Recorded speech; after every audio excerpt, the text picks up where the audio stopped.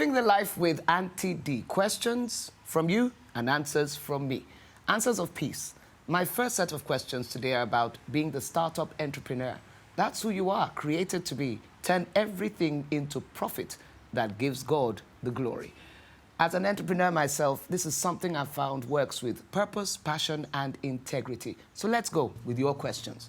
At what point do you leave to start a business?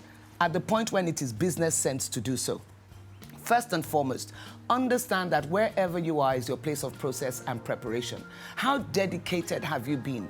How committed, how truly and honorably have you served? When you come to a place of service with someone else's, you have come to the point of taking off with your own.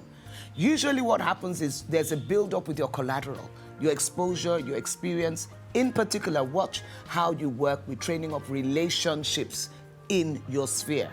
And when you talk about now leaving to start your business, make sure you're leaving with the right kind of reference behind you. Don't leave with confusion behind you. Make sure you leave, let me put it very simply, with a blessing. Sometimes it's hard for people to let you go. But you know what? If you process it with prayer and with the right kind of sensitivity that you need to start up your business, there will always be a time when that point of inflection comes where it is right to go, it is ripe to go, to leave. Like the fruit that leaves the tree, at the right time for eating, is ready for harvest. How much backup cash do you need to have, or do you just step out? Like we've dealt with the fact that you don't just step up, but backup cash, always work with training yourself in savings. That was a challenge for me. I had to learn it in the business. But if you learn to save early, you learn to have a principle with you.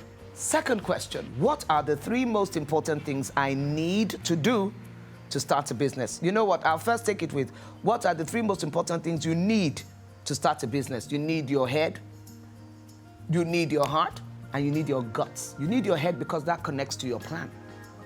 So you've got to work a plan. So you need to write a plan.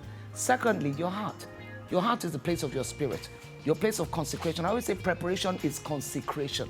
How consecrated are you really for what you want to run with? Because your vision is going to need your consecration in the place of service to God. You must always keep your place of service to God. Never let anything touch that place of compromise, because that service to God, let me put it like this, is a kind of comprehensive insurance for when you're coming through the storms in your entrepreneurial setting. Thirdly, how can I hire staff for a startup business on a low budget? You want to hire staff? Like, for real? Hire yourself first, on your budget. Make sure you're working yourself with your budget. You are the first employee of your own employment. It's not about employing people, it's about synergizing, finding other entrepreneurs that you can synergize with. So you may find someone who is also starting up a business, for instance, maybe in deliveries or something. So you need to get this move from this point to get that person to work with you, and they make a certain percentage on whatever is delivered. So it's all built in. Build in your costs and be faithful in following it up. What do you need to do to start a business? Make sure you got your head, your heart, and your guts. Work with your plan, led of the Spirit, and go with courage. Courage doesn't mean the absence of fear. Just go, do it, and do it now.